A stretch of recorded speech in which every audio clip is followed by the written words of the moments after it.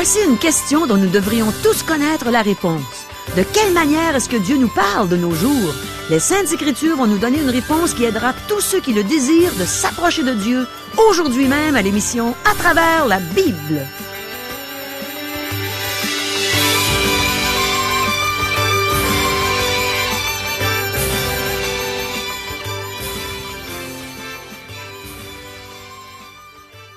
Chers auditeurs, pour en savoir davantage sur le contenu de cette émission, vous pouvez contacter en tout temps Radio Espoir via Internet à www.radioespoir.ca ou par téléphone, sans frais, au 1-877-l'Espoir, 1-877-537-7647. Bonjour, ici Caro. Je crois que les questions qu'on va poser au Seigneur vont vous intéresser spécialement aujourd'hui. Elles vous ont probablement déjà traversé l'esprit d'ailleurs. Et c'est merveilleux de savoir que la parole de Dieu va nous répondre avec exactitude. Voici les questions. Y a-t-il une limite à la patience de Dieu? Pouvons-nous être loyaux envers le Seigneur Jésus sans l'être envers ses serviteurs qu'il a placés au-dessus de nous? De quelle manière est-ce que Dieu nous parle de nos jours? Est-ce qu'on peut manipuler Dieu pour obtenir ce que l'on désire? Est-ce que les symboles de Dieu, comme par exemple l'arche du temps de Samuel, peuvent apporter une protection à un peuple? Quelle sorte de relation est-ce que Dieu désire avoir avec nous? Demeurez à l'écoute. Le pasteur Régent Joly a ouvert sa Bible et il est prêt à nous enseigner en répondant à toutes nos questions. Mais premièrement, prions. Ô Seigneur, c'est tellement bon de venir à toi dans la prière, en sachant que tu nous entends et que tu désires nous donner ce qui est de meilleur. Alors enseigne-nous ta parole, parce que pour nous, c'est ça qui est le meilleur. On veut choisir la bonne part, celle qui vient de toi. Amen. À toi, Régent. Merci, Caro. À la dernière émission, nous avons vu la prière de louange qu'Anne a adressée à Dieu après la naissance de Samuel. Le garçon fut consacré à Dieu. Nous avons aussi appris qu'Élie fut beaucoup trop indulgent vers ses fils lorsqu'il apprit qu'il couchait avec des femmes qui se rassemblaient au tabernacle. Alors Dieu envoya un prophète vers Élie afin que celui-ci lui reproche d'honorer ses fils plus que l'Éternel. Dieu lui annonçait qu'il confiait maintenant le sacerdoce à quelqu'un d'autre et qu'il le lui retirait ainsi qu'à ses fils. Les deux fils mourront le même jour, ce qui sera un signe que la parole du prophète vient de Dieu. Chers amis, débutons notre lecture. 1 Samuel, chapitre 3, verset 1er. Le jeune Samuel était au service de l'Éternel devant Élie. La parole de l'Éternel était rare en ce temps-là. Les visions n'étaient pas fréquentes. Dieu se révélait rarement, mais cela commence à changer lorsqu'il appelle Samuel. Dieu cessera de gouverner par les juges et les prêtres. C'est par des prophètes qu'il parlera au roi, et ceux-ci pourront le consulter par les mêmes prophètes. Versets 2 à 5. En ce même temps, Élie, qui commença à avoir les yeux troubles et ne pouvait plus voir, était couché à sa place, et la lampe de Dieu n'était pas encore éteinte. Et Samuel était couché dans le temple de l'Éternel où était l'arche de Dieu. Alors l'Éternel appela Samuel. Il répondit, « Me voici. » Et il courut vers Élie et dit, « Me voici, car tu m'as appelé. » Élie répondit, « Je n'ai point appelé, retourne te coucher. » Et il alla se coucher. Élie pense que Samuel a fait un rêve et le renvoie se coucher. Versets 6 et 7. L'Éternel appela de nouveau Samuel. Et Samuel se leva, alla vers Élie et dit, « Me voici, car tu m'as appelé. » Élie répondit, « Je n'ai point appelé, mon fils, retourne te coucher. » Samuel ne connaissait pas encore l'Éternel, et la parole de l'Éternel ne lui avait pas encore été révélée. C'était la première fois que l'Éternel s'adressait directement à Samuel, et celui-ci ne se rendait pas compte de ce qui se passait. Certains se demandent si Dieu aurait appelé Samuel une 5e fois, une 6e fois ou une 7e fois. Jusqu'où est-ce que Dieu serait-il allé avec ses appels? Y a-t-il une limite à la patience de Dieu? Je pense que oui. Je pense qu'il y a un temps pour notre salut. Mais un jour vient où Dieu ne nous appelle plus et que nous sommes incapables de nous repentir pour venir à lui. L'aumônier de la prison a fait une longue visite à Hermann Göring, un criminel de guerre allemand, quelque temps avant sa date d'exécution. Göring s'est moqué de certaines vérités bibliques et il n'a pas accepté le fait que le Seigneur Jésus soit mort pour donner sa vie en rançon pour des pécheurs.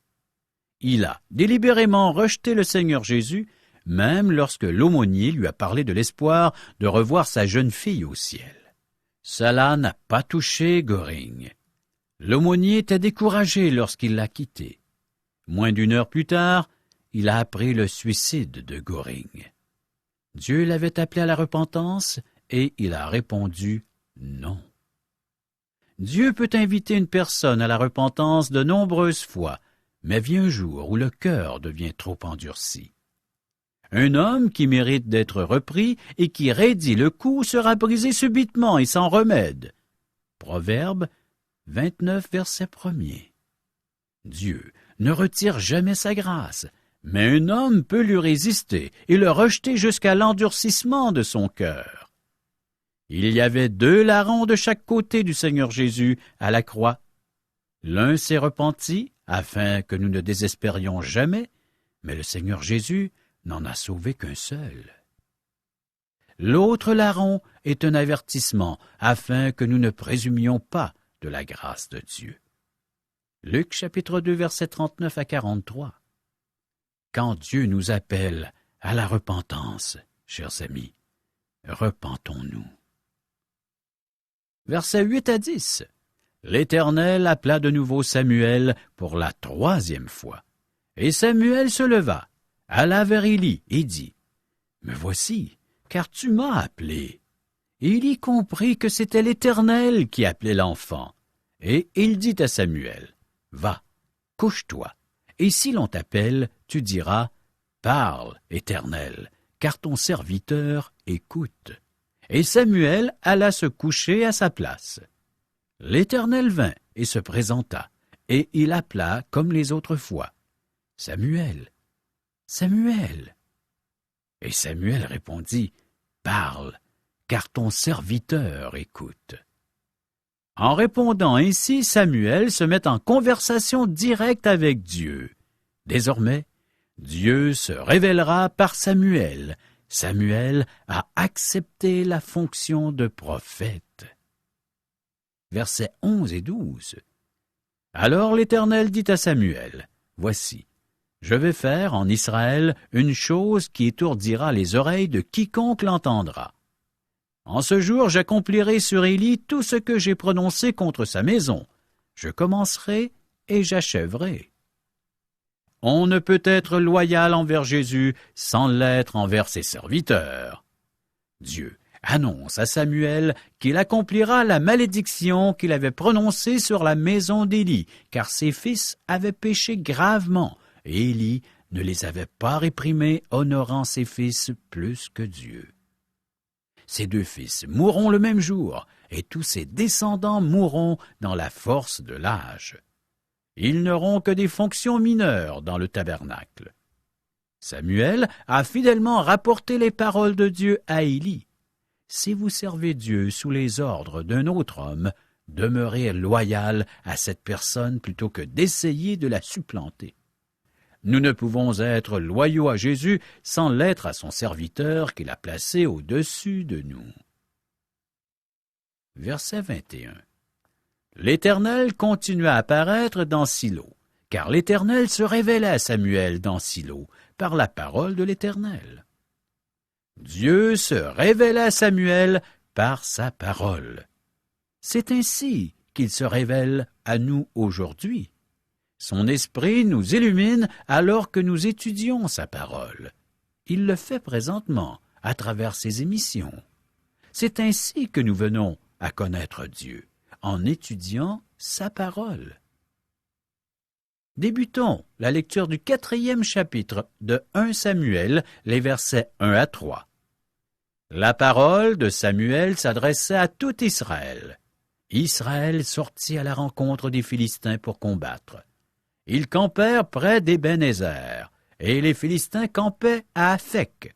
Les Philistins se rangèrent en bataille contre Israël, et le combat s'engagea. Israël fut battu par les Philistins qui tuèrent sur le champ de bataille environ 4000 hommes. Le peuple rentra au camp, et les anciens d'Israël dirent « Pourquoi l'Éternel nous a-t-il laissé battre aujourd'hui par les Philistins? Allons chercher à Silo l'arche de l'alliance de l'Éternel, qu'elle vienne au milieu de nous et qu'elle nous délivre de la main de nos ennemis. Nous ne pouvons pas manipuler Dieu de façon magique. Le peuple s'est engagé dans une guerre sans consulter Dieu. Nous voyons l'état spirituel lamentable du peuple. Ils pensent qu'en apportant l'arche au combat, que Dieu livrera leurs ennemis entre leurs mains. Ils agissent comme des personnes autosuffisantes et égoïstes qui pensent manipuler Dieu pour obtenir ce qu'ils désirent. Leur cœur n'était pas droit devant Dieu, et ce n'est pas la présence de l'arche qui leur apportera les bénédictions de Dieu. Ils agissent comme des païens, superstitieux. Dieu n'était pas dans l'arche, qui était un symbole de sa présence. Ce sont des cœurs repentants, qui aiment Dieu, qui auraient amené Dieu à se manifester avec bienveillance, et non un objet quelconque. Dieu attend que le cœur de l'homme se dispose à recevoir ses bienfaits. Nous-mêmes, nous agissons de façon superstitieuse, lorsque nous nous appuyons sur des méthodes et des techniques plutôt que sur la personne même de Dieu. Ce n'est pas une méthode qui va régler nos problèmes. Ce qui compte, c'est que le Seigneur Jésus soit avec nous, parce que nous marchons dans ses voies, nous lui sommes soumis. Versets 4 et 5. Le peuple envoya des messagers à Silo, d'où l'on apporta l'arche de l'alliance de l'Éternel des armées qui siège entre les chérubins. Les deux fils d'Éli, Ophni et Phiné, étaient là, avec l'arche de l'alliance de Dieu. Lorsque l'arche de l'alliance de l'Éternel entra dans le camp, tout Israël poussa de grands cris de joie, et la terre en fut ébranlée. L'arche arrive dans le camp, et les Israélites se réjouissent. Ils se pensent spirituels, mais en fait, ils pratiquent une forme d'idolâtrie. Ils vénèrent le meuble et non Dieu. Faisons attention avec les rituels dans nos églises. Sur quoi nous appuyons-nous? Sur l'Église? Sur un homme? Sur une méthode? Sur un lieu de culte? C'est Dieu que nous devons adorer, et c'est sur lui que nous devons nous appuyer. Il est la source de toute bénédiction. Versets 6 à 8. Le retentissement de ces cris fut entendu des Philistins, et ils dirent « Que signifient ces grands cris qui retentissent dans le camp des Hébreux? » Et ils apprirent que l'arche de l'Éternel était arrivée au camp. Les Philistins eurent peur, parce qu'ils crurent que Dieu était venu dans le camp. « Malheur à nous, dirent-ils, car il n'en a pas été ainsi jusqu'à présent. Malheur à nous! Qui nous délivrera de la main de ces dieux puissants? Ce sont ces dieux qui ont frappé les Égyptiens de toutes sortes de plaies dans le désert. Les Philistins sont aussi superstitieux que les Israélites. Pour eux, l'arche est une idole. Quoiqu'ils aient entendu parler de la puissance de Dieu, ils ne connaissent pas le véritable Dieu vivant. Et nous, le connaissons-nous? Versets 12 et 13. Un homme de Benjamin accourut du champ de bataille et vint à Silo le même jour, les vêtements déchirés et la tête couverte de terre. Lorsqu'il arriva, Élie était dans la tente, assis sur un siège près du chemin, car son cœur était inquiet pour l'arche de Dieu. À son entrée dans la ville, cet homme donna la nouvelle et toute la ville poussa des cris. Malgré ses défauts, Élie était le grand prêtre et il se souciait du tabernacle de Dieu. C'est lui qui devait veiller. Versets 14 à 18. Élie, entendant ces cris, dit « Que signifie ce tumulte? Et aussitôt l'homme vint apporter la nouvelle à Élie. Or, Élie était âgé de 98 ans. Il avait les yeux fixés et ne pouvait plus voir. L'homme dit à Élie, « J'arrive du champ de bataille, et c'est du champ de bataille que je me suis enfui aujourd'hui. » Élie dit, « Que s'est-il passé, mon fils? » Celui qui apportait la nouvelle dit en réponse, « Israël a fui devant les Philistins, et le peuple a éprouvé une grande défaite. Et même tes 2 fils, Ophni et Phiné, sont morts, et l'arche de Dieu a été prise. » À peine eut-il fait mention de l'arche de Dieu qu'Élie tomba de son siège à la renverse, à côté de la porte. Il se rompit la nuque et mourut, car c'était un homme vieux et pesant. Il avait été juge en Israël pendant 40 ans. Élie meurt en apprenant que l'arche est tombée entre les mains des Philistins. Ce n'est pas la nouvelle de la mort de ses fils qui a tué Élie, mais les nouvelles au sujet de l'arche. Quoiqu'il fût un homme faible et indulgent envers ses fils, il était un homme de Dieu, et son cœur était consacré à Dieu. Avec la mort d'Élie, c'est Samuel qui devient le porte-parole de Dieu. Les Philistins emportent l'arche et la placent dans leur temple. Les chapitres 5 et 6 racontent les événements qui se sont produits dans le pays des Philistins alors qu'ils avaient l'arche en leur possession. Ils se sont vite rendus compte que l'arche n'était pas un porte-bonheur. L'arche ne leur a pas porté les bénédictions de Dieu. Débutons notre lecture du 5e chapitre de 1 Samuel, les versets 1 à 4. Les Philistins prirent l'arche de Dieu et ils la transportèrent d'Ébenezer à Asdod. Après s'être emparés de l'arche de Dieu, les Philistins la firent entrer dans la maison de Dagon et la placèrent à côté de Dagon.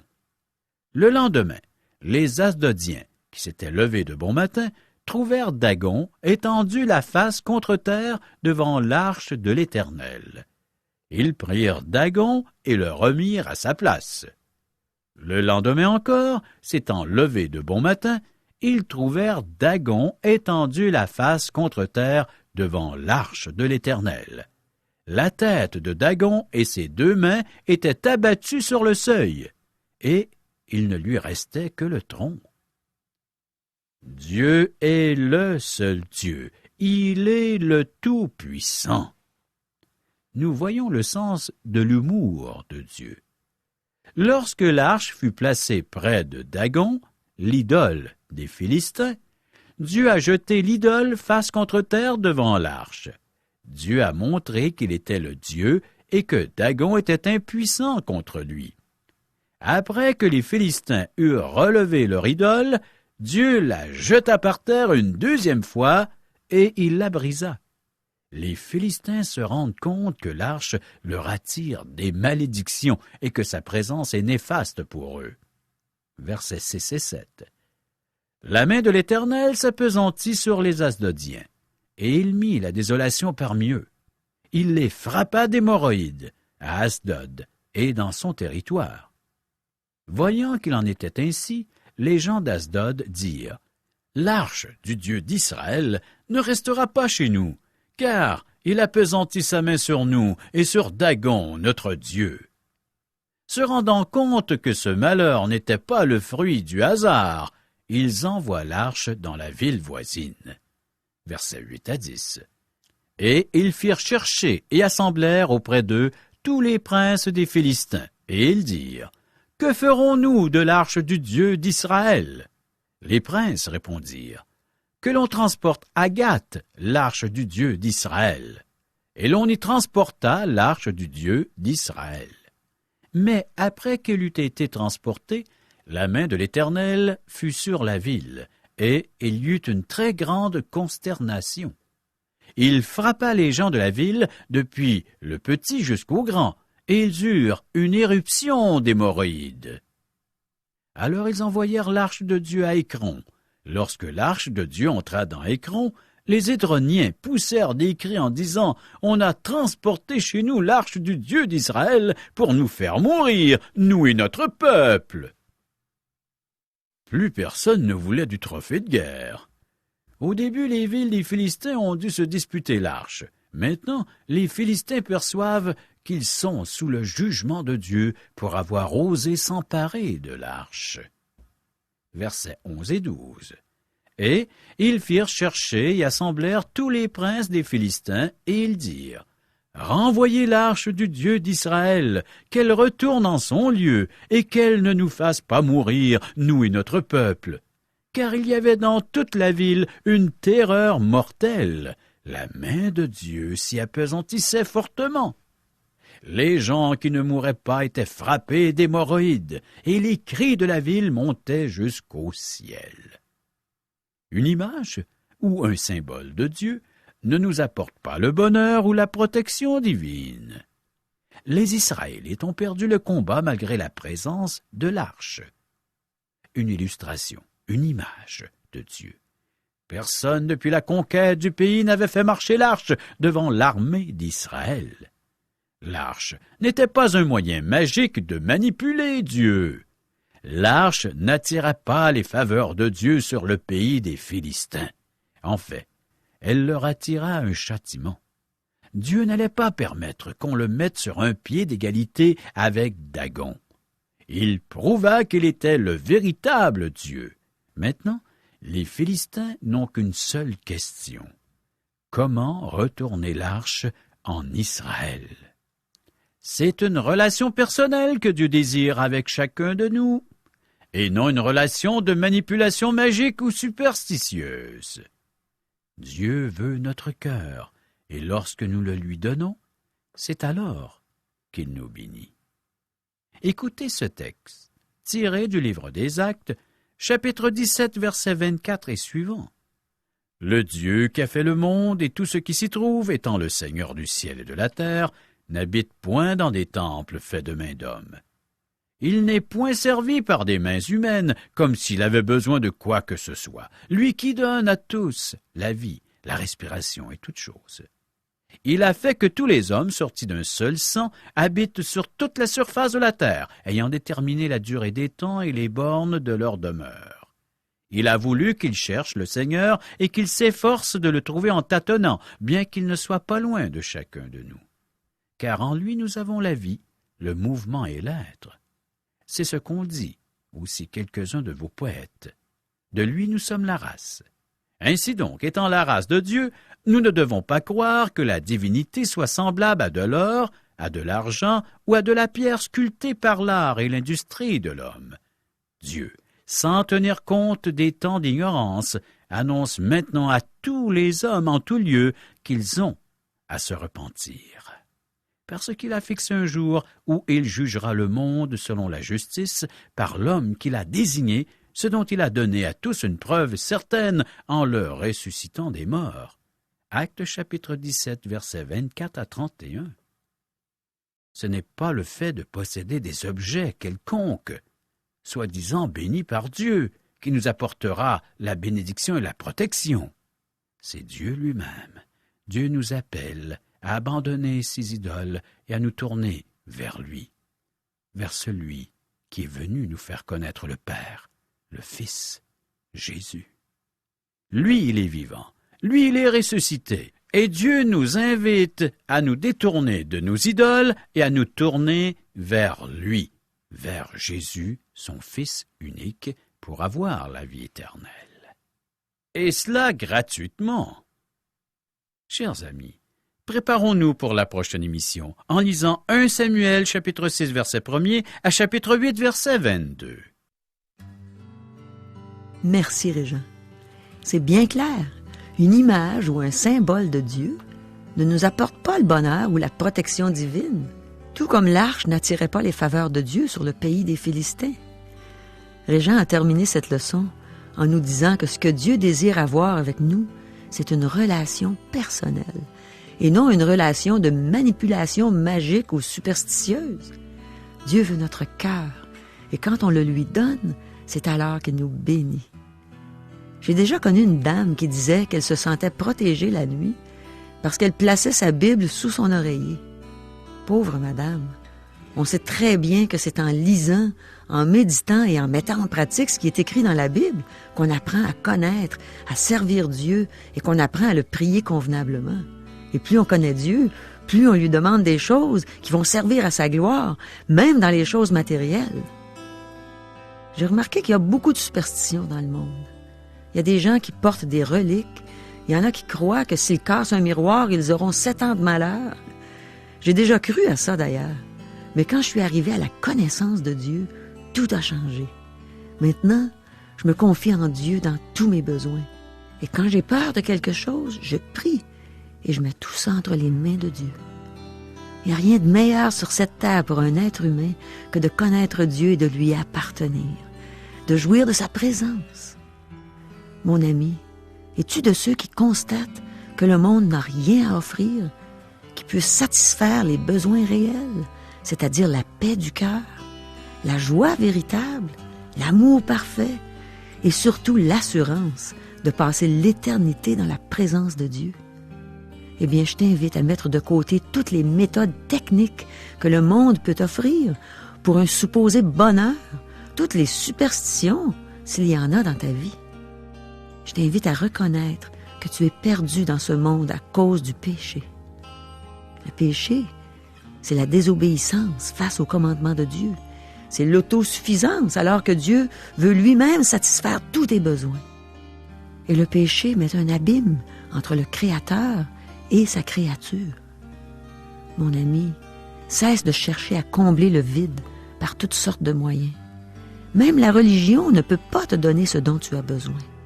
Or, tu vas peut-être dire que tu n'es pas si pécheur que ça, mais il est écrit dans l'Épître aux Romains, au chapitre 2, verset 10, que quiconque observe toute la loi, mais pêche contre un seul commandement, devient coupable de tous. Ça me fait penser à un pommier. Même s'il y a juste une pomme dedans, il demeure quand même un pommier. Mais si tu as commis juste un péché dans ta vie, tu es quand même un pécheur.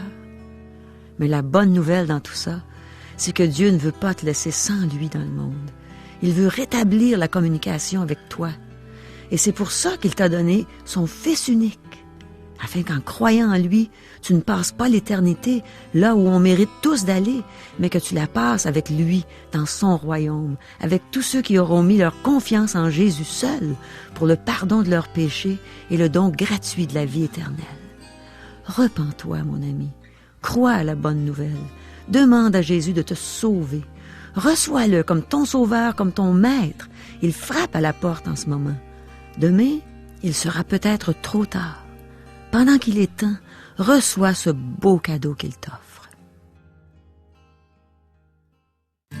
Caro, nous invitons les auditeurs à assister à un merveilleux déjeuner de l'espoir. Pourrais-tu nous expliquer qu'est-ce qu'un déjeuner de l'espoir? C'est justement comme ce que tu viens de dire, Régent, c'est merveilleux.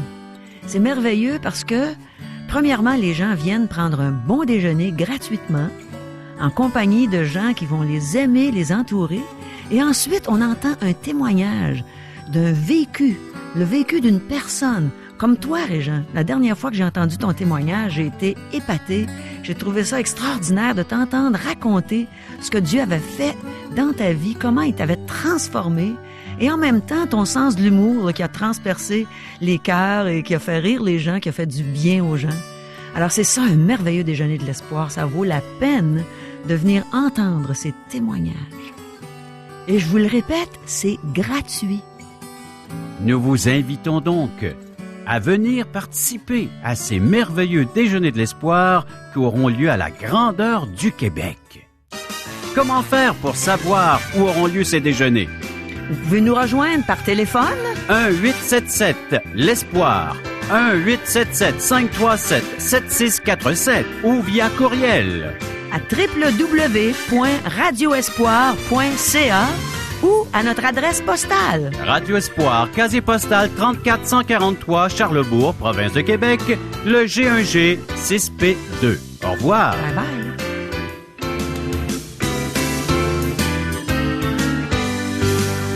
Cette émission vous a été présentée par Radio Espoir.